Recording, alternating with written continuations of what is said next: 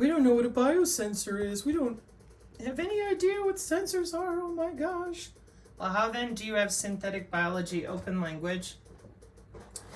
How then are you cracking the bioelectric code a year after this video? How then are you performing 48 hours take your cancer away? Yeah. And the way that this works is that in the sensor, there's a piece of DNA that encodes a gene that makes a protein that then can bind to the signal. So in this case, it's a small molecule shown in red. And when that protein binds to the molecule, it can then bind to DNA at a promoter. And this causes a flux of RNA polymerase that then turns on the gene that this is connected to. And so if you have a presence of the molecule, this causes a high flux of RNA polymerase. And in the absence of that molecule, there's a slow flux of RNA polymerase. And so in defining a sensor, we can then black box this and just think about the different levels of signal that's present and the different fluxes that this then causes. We can then define a circuit similarly, except that in a circuit, we have both the input and the output as RNA polymerase fluxes. Now this is biomedical engineering, so I'm going to take you all back to something that you'll definitely recognize right away. I said, hey, y'all be playing volleyball and you're having dinner and you're up at the Hyatt and all these beautiful hotels. What you doing? Biomedical circuits and systems. They love us. Okay, calm down, calm down. They love you so much that nobody's bothered to let you know that they're under your skin, you know? They love you so much. There's so many of them out there that know all about this stuff. They may not know all the intricacy, but they're making a lot of money off of your ignorance. Wait till I bring you to the non-vaxxer channel for your new healthcare systems that go with your crypto mining. It's not funny. But it makes sense because here we are in a premier international forum for presenting interdisciplinary research and development activities like volleyball at the crossroads of medicine, life sciences, physical sciences, and engineering that shape tomorrow's medical devices and healthcare systems. We're going to log in under your skin and we're going to change your cells to what we want them to be to augment you with synthetic biology with market share because you're not good enough as you are. You definitely need to live longer and we need to monitor you ubiquitously. You know, if you told it to people that way, then some of them would probably volunteer and others might not be so quick to jump into the vat here. I'm just saying, but you don't tell them that. You tell them they're stupid. And some of you who have worked in these industries, you're even worse. So, whatever. Biomedical technologies, biosensor devices and those circuits, wireless health monitoring, bio-inspired and neuromorphic circuits and systems. Watch this. What is that? A computational design that mimics the structure and function of the human brain by using electronic circuits to stimulate neurons and synapses, allowing for information processing based on principles of biological neural networks, often resulting in highly efficient and low-power computing capabilities. Essentially, it translates biological neural processes into engineered circuits to perform computations. Inspiration from biology, the core idea is to replicate the way neurons communicate with spikes, electrical pulses, and connect through synapses, which are the junctions between neurons, to process information in a parallel and distributed manner, like the brain does, spiking neural networks. Most neuromorphic systems utilize spiking neural networks, where information is encoded in the timing of spikes rather than their amplitude, which allows for efficient processing of temporal information. Hardware implementation. These circuits are typically built using, what? Command Quartz program, Vietnam, Smart Dust, NFT, money-making people. Let's talk about that very large-scale integration, shall we? It's the bioeconomy. Well, dude, if you were talking about it with this guy in 2012, why are you so quiet now? With transistors acting as the basic building blocks to create artificial neurons with synapses and synapses. Event-driven processing. Unlike traditional computers that rely on a global clock, neuromorphic systems often operate in an event-driven manner. Wow. Where computations only occur when a significant change in the input signal happens. Potential applications. Neuromorphic computing holds promise for applications like real-time image and video processing, sensor data and analysis, robotics, and AI, particularly where low power consumption and high parallel processing are crucial. Important aspects of neuromorphic circuits. Neuron models. Different levels of complexity can be used to model neurons, ranging from simple threshold models to more detailed biophysical models that incorporate membrane dynamics and your ion channels. Synaptic plasticity, implementing mechanisms to dynamically adjust the strength of synaptic connections, which is crucial for learning and adaptation in biological brains. Analog versus digital design. Some neuromorphic circuits utilize analog design principles to better mimic the continuous nature of neural signals, while others use digital representations with varying levels of approximation. Neuromorphic computing is an approach to computing that is inspired by the structure and function of the human brain. Oh, what's it doing over here with you biomedical people?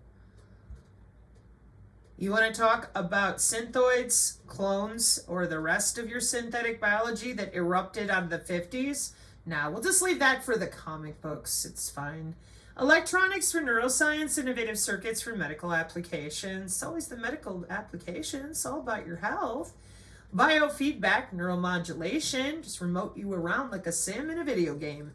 It's rehabilitation and quality of life for you with the life extension technology, the logins, the access, your open air laboratory, and for everybody else, it's a vertical economic integration and get your ass in your smart city.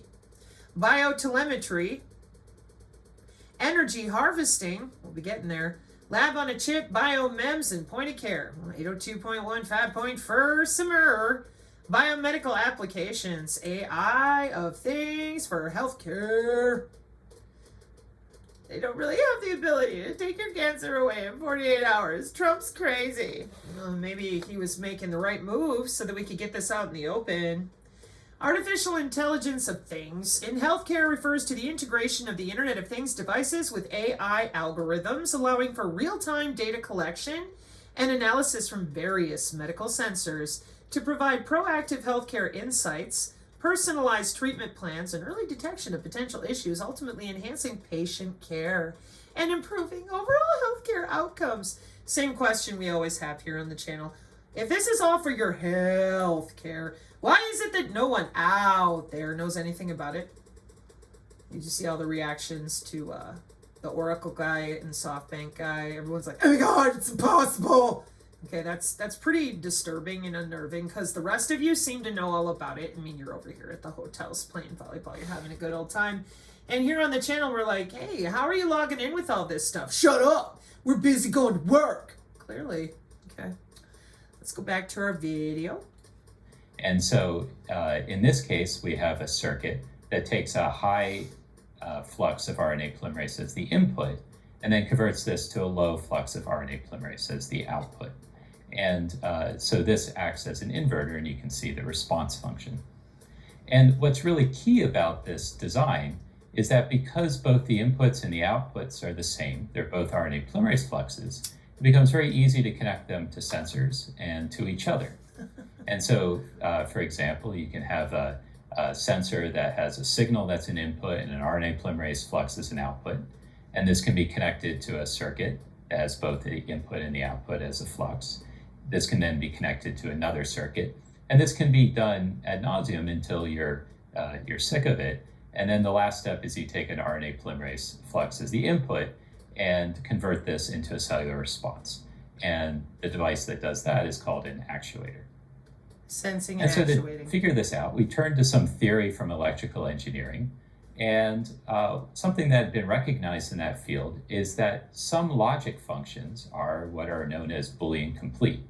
And what this means is that anything that you can imagine on the computer can be broken down into these simple Boolean complete logic gates without any additional computational functions. it is one of the basic principles that allows digital computing. And so one of these functions is what's known as a NOR gate. And a NOR gate is a 2 input, 1 output logic function. So here I'm showing the electrical engineering diagram for a 2 input, 1 output NOR function. And then, okay, excuse me again. So, do y'all remember when I showed you the okay, hang on. Brain's going in 2 directions at once.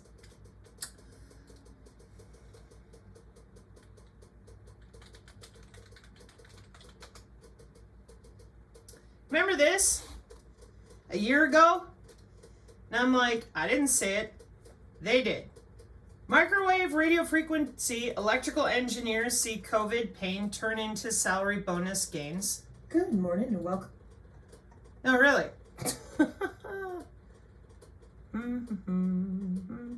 First I'm showing you nano, then I'm showing you the transhumanism Wikipedia, because nobody will admit that's what they're doing. Then the light networks with all this optical computing from 20 years ago.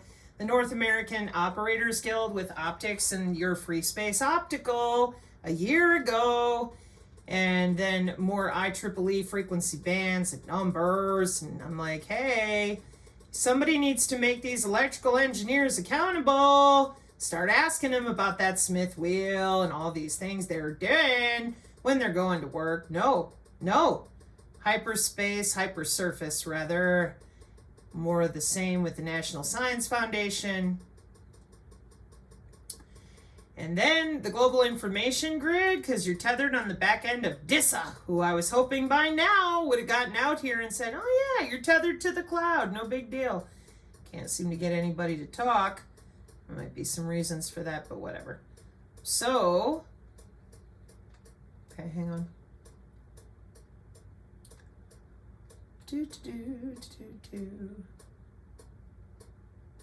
I want that link because oh yeah, Mosimo-Tech. Ooh, and my agent-based modeling framework for simulating human exposure to environmental stresses in urban areas.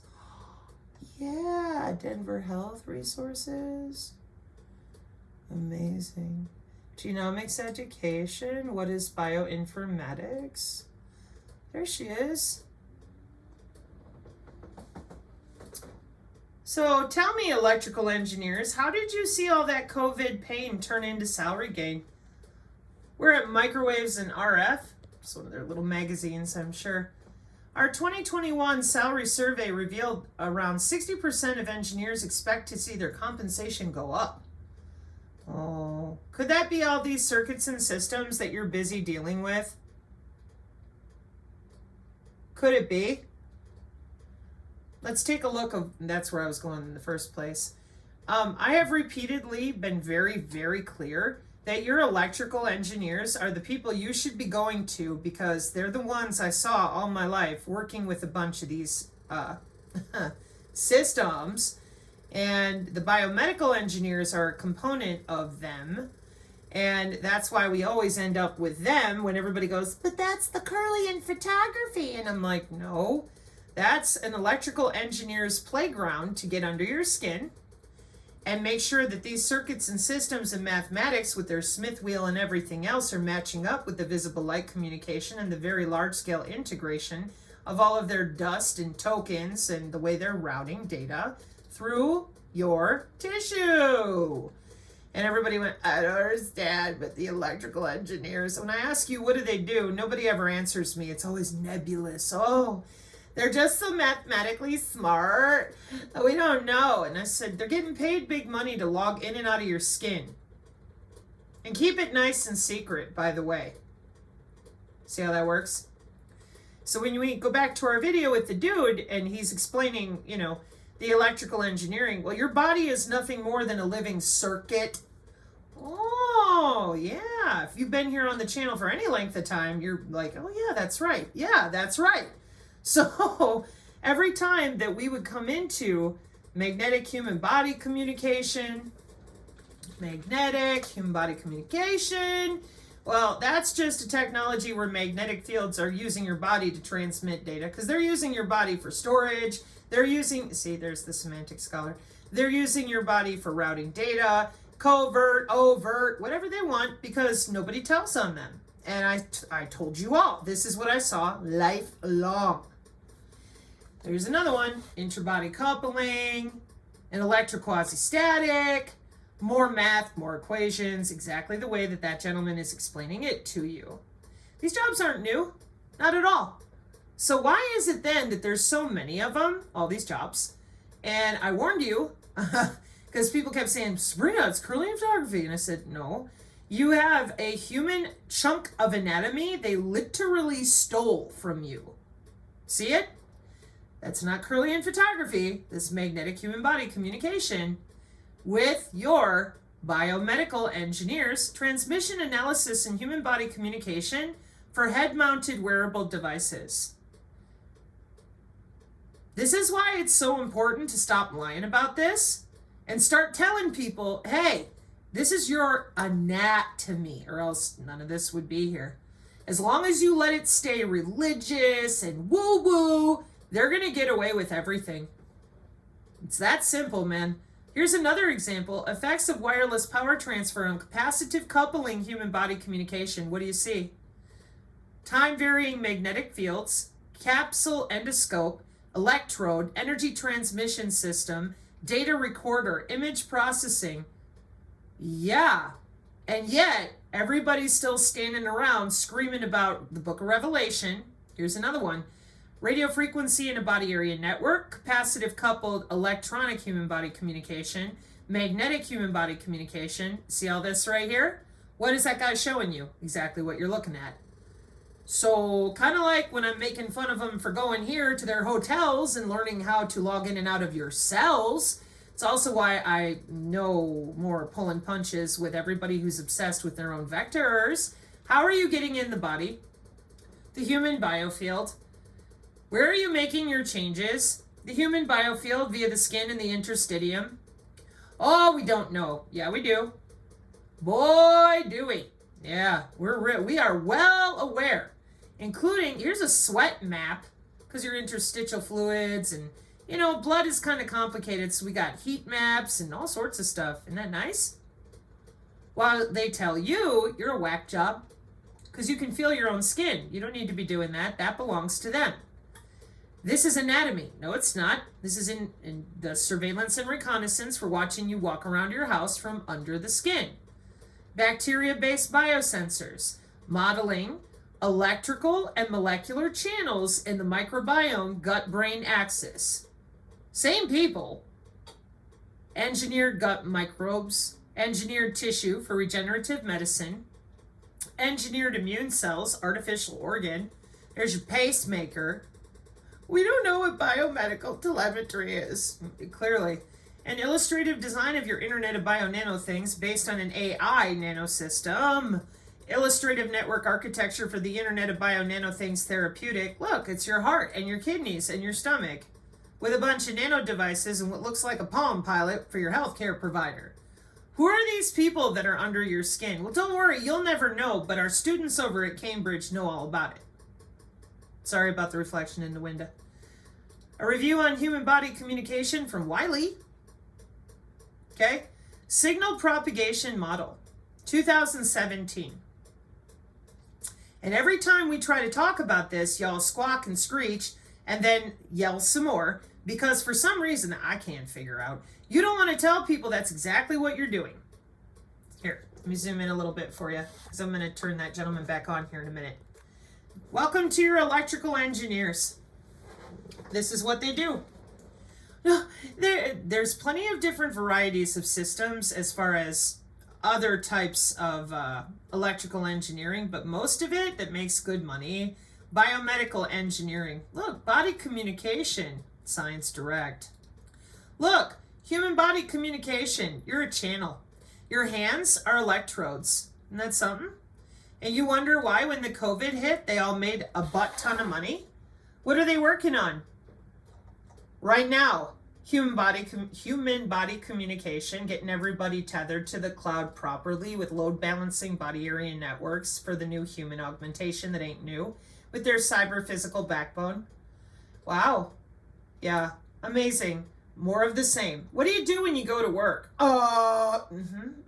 It just never quits. You want to talk about your neuromorphic computing, your brain in a jar, how you're designing your circuits? No. Ultra low power, brain inspired computing, spintronic. We have a ways to go here, folks, because when it comes to these digital twins, neural networks, your visible Finding K-Factor and I have been talking about this, where a lot of the information is coming in with optogenetics and optogenomics. How about biomimetic neuromorphic sensory system via electrolyte gated transistors? Because we need that. Biological nervous sensory system and biomimetic neuromorphic sensory system. What's this all about? Oh, we're back in, the MDPI Journal for Sensors. Biomimetic neuromorphic sensory system, okay, 2024. Biomimetic neuromorphic sensing systems inspired by the structure and function of biological neural networks represent a major advancement in the field of sensing technology and AI.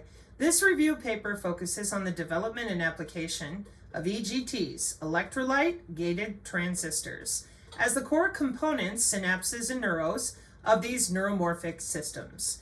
EGTs offer unique advantages, including low operating voltage, high transconductance, and biocompatibility, making them ideal for integrating with sensors, interfacing with biological tissues, and mimicking neural processes. Major advantages in the use of electrolyte-gated transistors for neuromorphic sensory applications, such as tactile sensors, visual neuromorphic systems, chemical neuromorphic systems, and multimode neuromorphic systems are carefully discussed.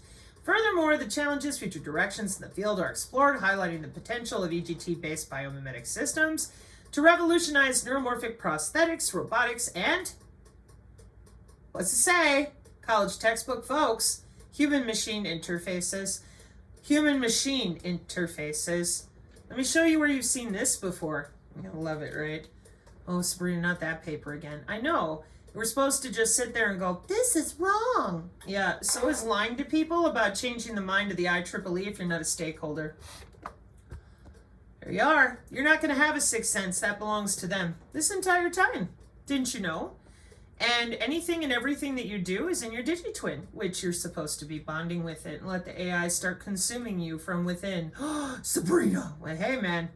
Tell it like it is. Oh, back to those Agenda 2030 goals that nobody seems to want to discuss. Given that all the nations of the world said, oh yeah, remote me harder, daddy. Augment the chattel. We're good. We're going to live forever. Vertical economic integration, put their asses in their smart city. Chase them with a fire, NATO. Who cares? We have property to develop.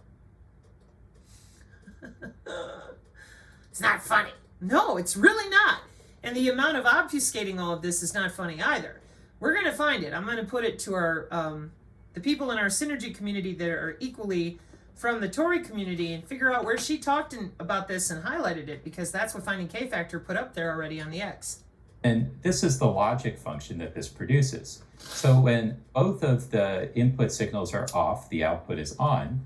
And if either is on, or they're both on, then the output is off. So believe it or not, that simple function is all that's required to build anything that you see in the computer.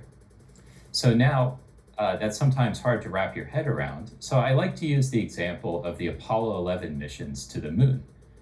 These were very basic computers at the time, and believe it or not, they were entirely based on interconnected NOR gates. So it took 5,600 NOR gates in order to create the guidance systems that took those astronauts to the moon. And so if we had 5,600 NOR gates that we could put into a bacterium, we could reproduce the Apollo guidance systems within a cell. So the trick then becomes, how do we create a logic function, that's this NOR function, that can be encoded in DNA? So to do this, we turned to a basic logic function that had been done previously. And this is what's known as a NOT gate. And a NOT gate just does the opposite of whatever you tell it to do. And so if the input is on, the output is off. And if the input is off, the output is on. And so you can very easily build a NOT gate in DNA. And the way that you do it is the following. You just have a repressor. So this is a gene that produces a protein that then turns off a promoter. And so then we have an input that's a promoter. So you have RNA polymerase flux that's going into the gate.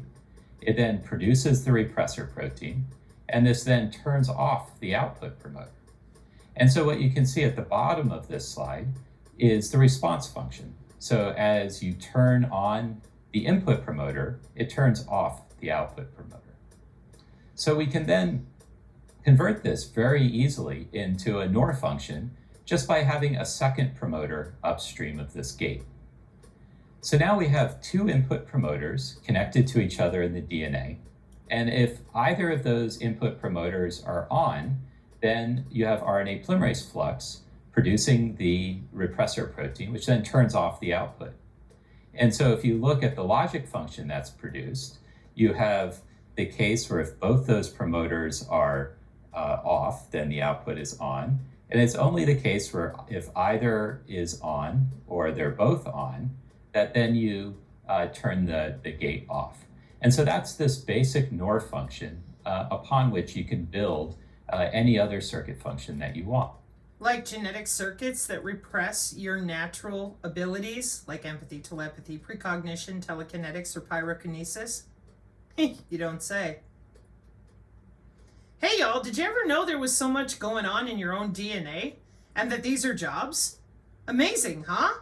Additionally, you think it's about damn time to start talking about the fact that this is anatomical and not some religious whack jobs fantasy? You know, we've been without the human biological field for 100 years. I think it's time to put it back so that we understand how you're making so much money. Just a thought. Now, what's really critical about this design is that both the inputs and the outputs of the gate are promoters. And so this means that you can take the output promoter of one gate and feed that as the input promoter to the next gate. And you can just do that in series until you've built up the circuit function that you want. But there's a problem with that. So if we go back to the Apollo 11 circuit boards, which were based on NOR gates, we found that all of these NOR gates are basically the same gate architecture, and they're physically separated from each other on the circuit board. And so you can use the same design over and over and over again and just connect them because they're physically separated. But a cell looks more like a burrito where all the biochemicals are pushed together and bumping into each other.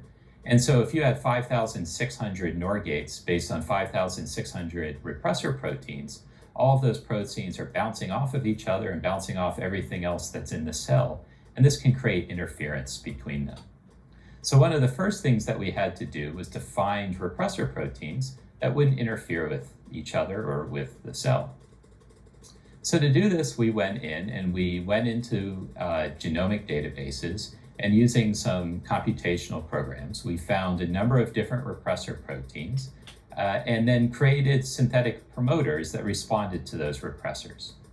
And so what I'm showing as the grid is all of the different repressors and all of the promoters that have been designed for them and how they interact with each other. They have no idea what they're doing. They made all these databases, but they're just killing everyone. No, they're logging in and out of people, and they're practicing life extension technology as well as energy harvesting, DNA sequencing. They're making sure that you have as little control over your own health as possible. Ready to admit that the body is electrical yet, and that we're dealing with a chunk of our own anatomy? 'Cause they are.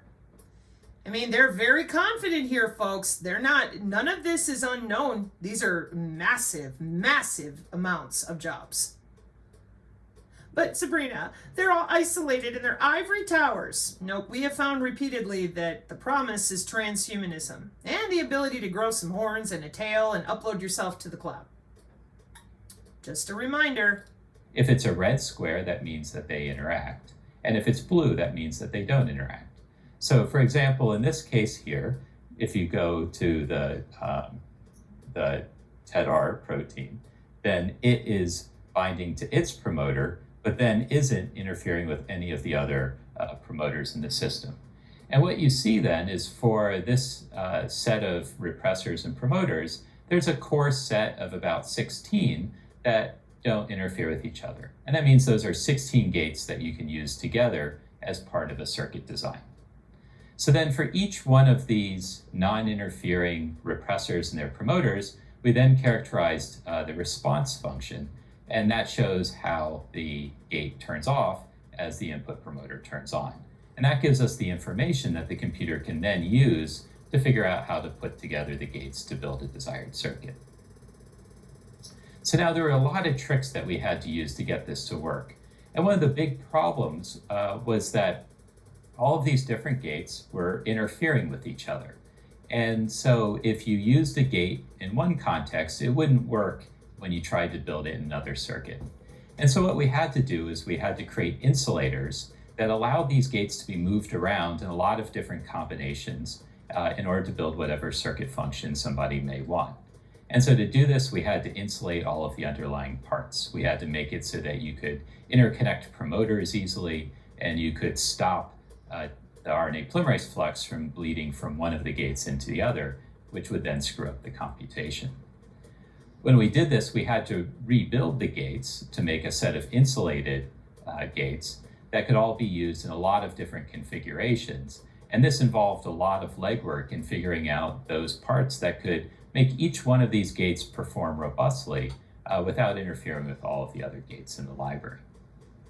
Then once we did that, and we had this set of underlying gates that worked well, we then started to develop the software that would help us put them all together. So to do this, we turned to some software languages that had been developed previously in electrical engineering to help them build more sophisticated circuit functions.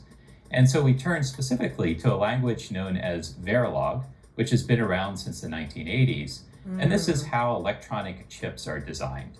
It's a hardware-independent language, meaning that you can generically describe a circuit function, and you can compile it to an Intel chip or an AMD chip or an FPGA or whatever you want. And what we did is we went in and Field programmable gate array. hacked it so that instead of compiling a circuit to silicon, it would compile it to DNA. And this is this. Excuse me. So instead of programming microchips, programming DNA. Scheme for how it works. A user goes in, and this is a web-based program, and they can write the circuit function that they want using Verilog commands. Then once they hit compile, the program then figures out the circuit diagram and the gates that are necessary in order to create that circuit function. It then goes into our library of insulated gates and figures out how to put all of these gates together in such a way that you can get a good circuit function. It then strings them together as a linear piece of DNA, and the output of the program is the DNA sequence, which these days can be sent off to a DNA synthesis company, and then a few weeks later you get your program. You can put it in cells and test it out. And so everything in the dashed box here is completely hidden from the user. We wanted to make a compiler where you just write your program, and then out comes the DNA on which that program is encoded. And so this is a movie showing how the software actually works. So you go into it, and you first have to set the sensors that you want. So you may want your circuits to sense a small molecule or oxygen or a metabolite or a communication signal from another cell. And you can either use the ones we have or upload your own. You then write the circuit function that you want using this Verilog language. And so here we're just showing a very simple logic function that's being written. And then you go in, and there are a couple things that you can specify. So you choose the organism that you're compiling this program for. In this case, we're looking at E. coli. And the gate technology, which is, in this case, based on our repressors. And people can go in and upload other organisms and other gate technologies. Then you have to select the outputs, whether they're fluorescent reporters just to figure out if your circuit works, or if you're trying to connect it to some function in the cell. Then you can go back, And the first thing that you have to do is verify that the Verilog code works well. And then once it's verified, you can then compile the program. DNA analyte derivative. I'm going to cleanse all the nano out. Okay. And so now as it's being run, the software is going in, it's taking those text commands for the circuit that's desired. It's figuring out the circuit diagram that needs to be built. It's taking all of the different gates in our library and assigning them to those positions, and then it's building the DNA sequence. Wait a minute.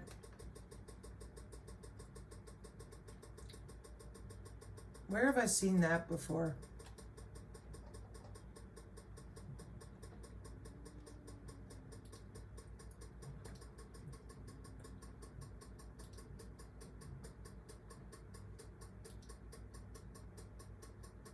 Node mobility.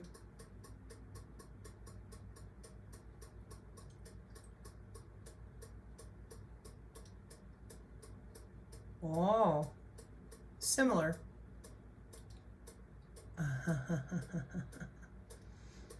So cute. Little nerds. Programming people like Sims the video game. Why couldn't you just play Sims 2 and 3 like the rest of us? Why you gotta play with real people? So here we're looking at the results of the software. It's telling us what gates are connected, and for all the different states of the circuit, which sets of repressors are being produced. It's making sure that those response functions for all of those gates cross each other nicely, and thereby making a nice overall circuit function. And then finally, it actually predicts the experiments. So this is showing the distributions that experimentalists would get if they ran a method called flow cytometry that allows you to look at tens of thousands of cells. Synergy Tech And then Metric finally, PDF. this is the sequence that comes out. And so this is in NCBI format. And this is the DNA sequence that then encodes the program that was written a few seconds ago. And so that can be sent off and synthesized. So once we had this, we started to go in and design and build these circuit functions. This is one of the first ones that we tried to build, and this is what's known as a multiplexer. And a multiplexer is just a circuit that has 3 inputs, and one of those inputs selects between the other 2 to figure out what the output should be. So it's a 3-input, 1-output logic function. What I'm showing is the program that was written, and then everything that came out of the compiler once synthesized was run. And so the first thing that had to happen is that it created the wiring diagram. It then figured out what repressors need to be at what positions of the circuit, and then created the linear piece of DNA. And then what I'm showing over here is the data. So we have each of the different states of the circuit, so all the different combinations of inputs. And then in black, we have the experiments, which is showing the response in tens of thousands of cells.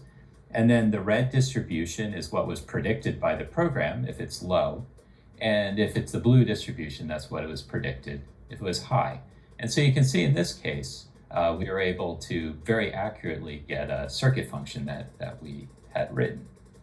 And so we did this for more complex circuits. So this is a priority circuit. Basically, it assigns a priority to 3 inputs, and then the 3 outputs are a determination of that priority.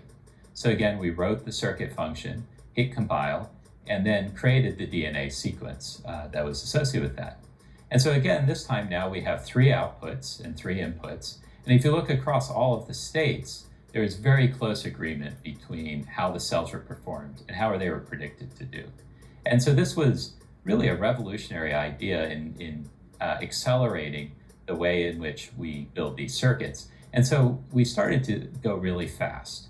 So once we had this ability, whereas before it would take months or years to design one of these circuits, we could really, every time push a button and get a new prediction, go out, build it, and test it. Clicky, clicky. And so we did this for many, many circuits. So we built almost a megabase of DNA associated with roughly 60 different circuit functions that we tested. And we found that all but 13 worked perfectly the first time. And those 13 that failed tended to fail in ways where we could figure out what happened after the fact. And so this is now a way where a researcher can have a circuit function that they want. They can write it and then compile it to a piece of DNA that has a pretty good likelihood of working in the first try. So then the next step is taking one of these circuit functions and connecting it up to everything else in the cell. And so the circuit function is giving the cell the computational ability to perform some function, but then that gets connected to sensors that feed into the circuits. And then the output of the circuits are connected to a variety of different things in the cell that you're trying to control. So in this example, we're sort of imagining bacteria that can grow antibiotic cloth by knowing to turn on silk proteins at certain times, secreting those proteins out using a protein secretion device, and building the antibiotic and loading that into the material, and then killing themselves after it's all done. And you could take a multi-step function like that and encode it in a cell and control it using a circuit like the ones that we've built.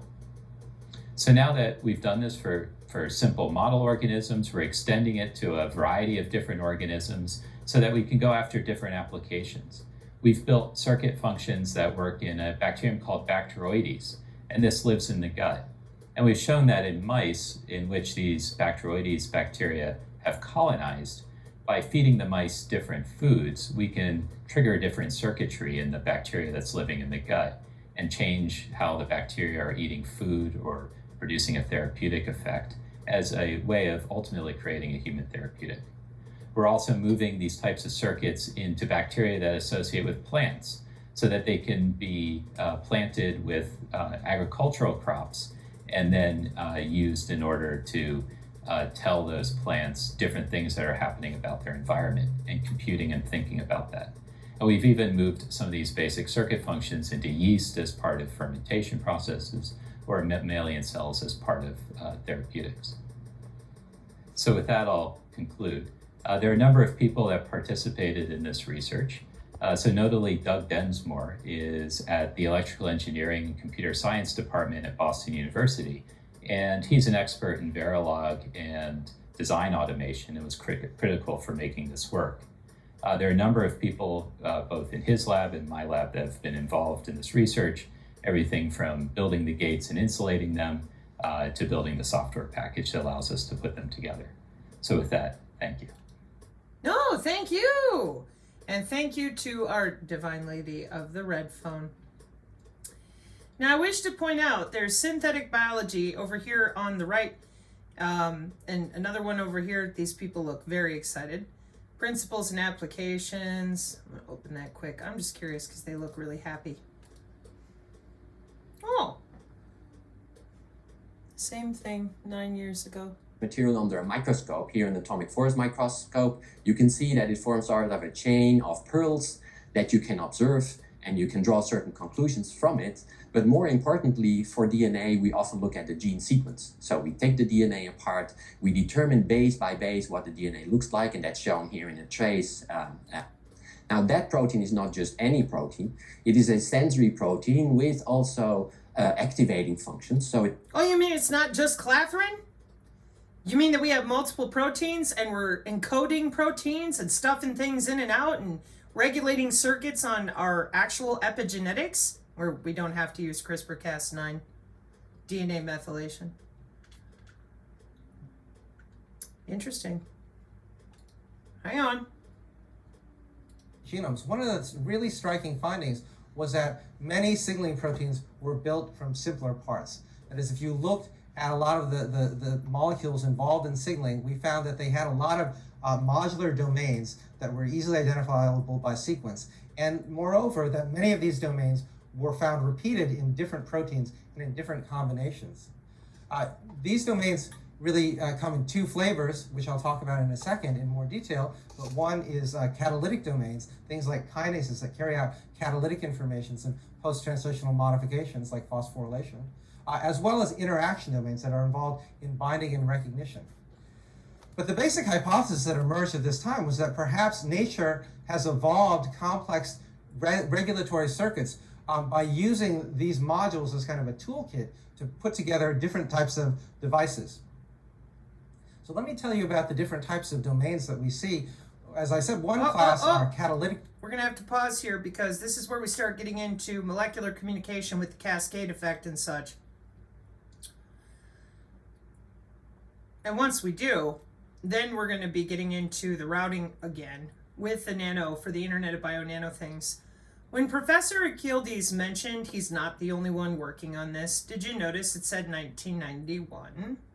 30 years of synthetic biology, 20 years of internationally genetically engineered machines, 5 years of bullshitting people to death with circular vaccine arguments that every single one of you knows better. Period. Or you wouldn't have a job. Although I would say that your counterintelligence job is going great. You're doing great. Why don't you tell them some more that you have no damn idea what a biosensor is? How offensive, Lego brick people. Really.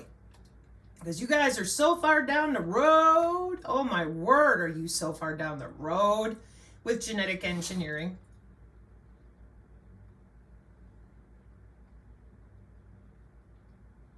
Can't find any of this that is accidental. None of it. Can't find any of it in which you biomedical engineers, biology people,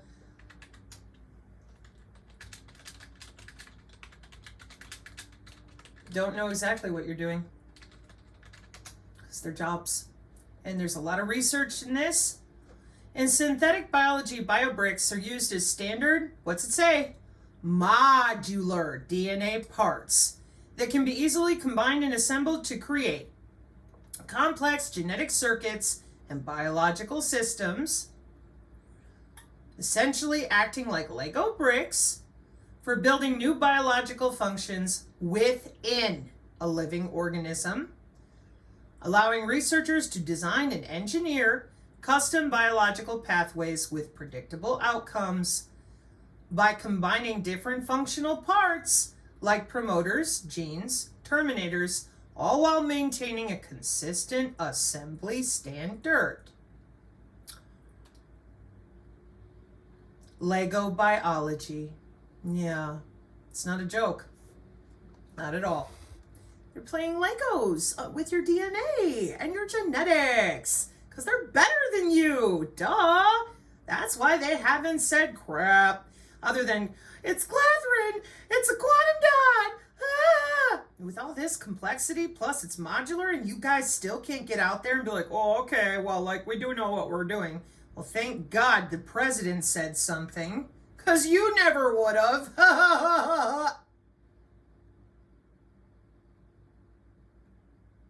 Is this the part where we all go, oh, thank you so much?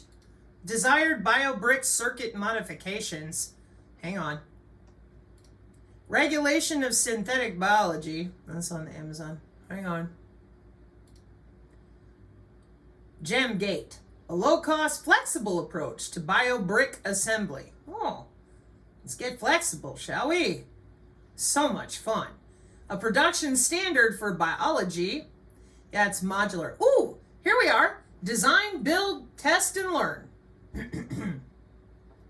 How synthetic biology and metabolic engineering can boost the generation of artificial blood using microbial hosts.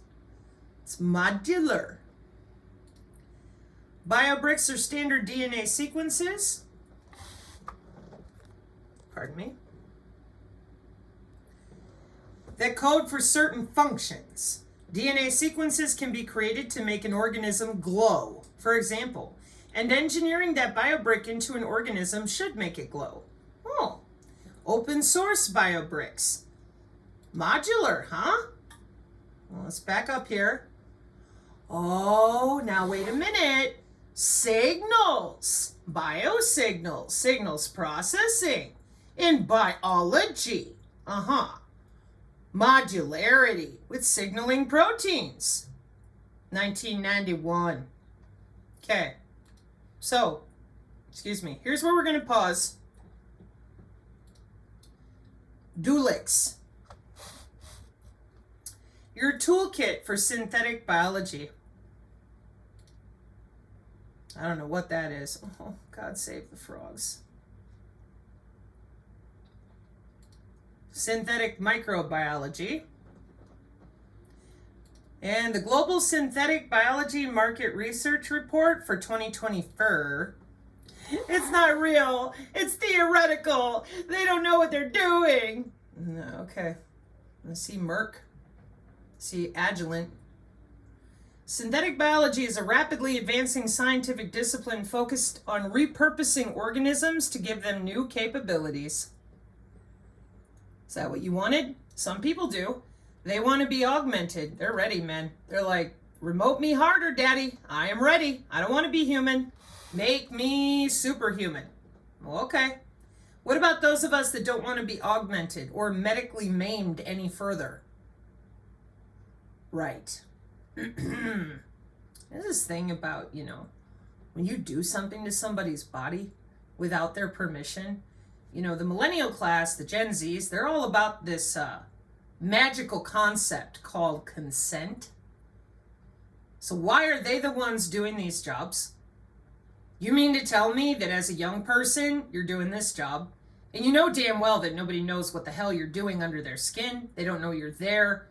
The rest of you out there, if you tell a doctor or a cop or anybody about synthetic biology, they're like, what? You're crazy. That's how we ended up with so many targeted individuals. Open air laboratory of getting what you want, which is life extension technology, without consent. But see, when you're silent, that equals consent. That's why Non-Vaxxer 420 and myself, the single dad in Canada, and the disabled mom on the mountain, we didn't stop. And we're not going to. We need to have an actual communication here with parents and children and grandmas and grandpas. We plebes, designated as your personal little red shirts for all these genetic circuits running around. 5 years of torturing our family members, ripping up friendships. So for what? So you could make a bunch more money? Our tax dollars paid for all this. They paid for your jobs. And there you are, nice and quiet. Well, Greta cried. And then you built a bunch of smart cities, but you left out the Encyclopedia Britannica geoengineering. And you told everybody when they looked up at the sky and they're like, dude, what is all that? Shut up, it's chemtrails, you're stupid. That's not what the Encyclopedia Britannica says. We're destroying the planet. No, we're controlling the weather and we're modifying the biosphere for the epigenetics that allow us to do sensor-based epidemiology and epidemiology. Sensor-based epidemiology monitoring for shotgun metagenomics. There will come a point, I assure you, that enough people out there are going to understand what their tax dollars paid for, and they're going to look at this big old list they're used to seeing with Greta crying, and they're going to be like, hey, I don't want to be augmented, and I don't want to be moved into a 15-minute city. Well, then if I were you, I would get motivated because these people are depending on your ignorance. But what do we do? Well, as always here on the Synergy channel, we have our biofield practice, our personal sovereignty, because so many of you out there are still watching frauds. The wrong tip of the spear and friends. And they are very, very, very bent on living forever at the cost of you and your own genetics, blood, bone, and tissue. Just like we've been telling you for 3 years for me. And almost. And non-vaxxer's been out there longer than I have. So, I will be back because we've got to go into quorum sensing, molecular networks. Hang on a second. I'll show you what I mean. Because we have to get to the way the Q was doing dirty business with humans. And when it comes to your free space optical, and the way that you're running organoid intelligence, we need to talk about this because it's partially in the air as well. Additionally, that's what I wanted to leave off with. So we've got the Q crap, but the really important one that we need to deal with is this. Helium Network Solana blockchain, NSA DoD, how they are building the infrastructure to mine crypto from your body without even knowing. Now, because I'm not getting into this one yet, I'm just closing with this to let you know where I'm headed. And the reason is because once you understand how easy it is to farm your data right out of you, how are you going to know? You're not in crypto mining, are you? You're not logging into bodies or data scraping blindly in ways that is allowable, right? Right. So we're going to be looking up the Helium network. You're going to find out that it's using LoRa, the same thing the Cove W band was using. No, I'm not kidding. LoRaWAN. One more time. Cove W band. I was so pissed. And everybody's like, you're too angry. You're too angry. And I said, they're under your skin playing with your genetics against your will. It's called biological raping of your own cell structure. No, they love us. You're Stockholmed. There's something wrong with you. Because if you're not pissed when you find out about all this, and you're like, well, there must be a reason. Life extension technology, ring a bell? Then what'd you tell us? You said it wasn't possible. Excuse me. That says LoRa. Yeah. Tracking the COVID with a W band.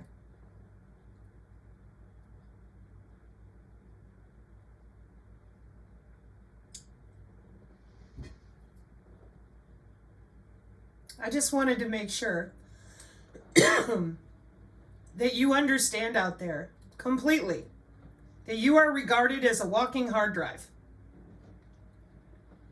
And when we come back, looking at the Helium network and Solana's NFTs for the tokenized bioeconomy, a bunch of your little nerds are out there hotspot mining.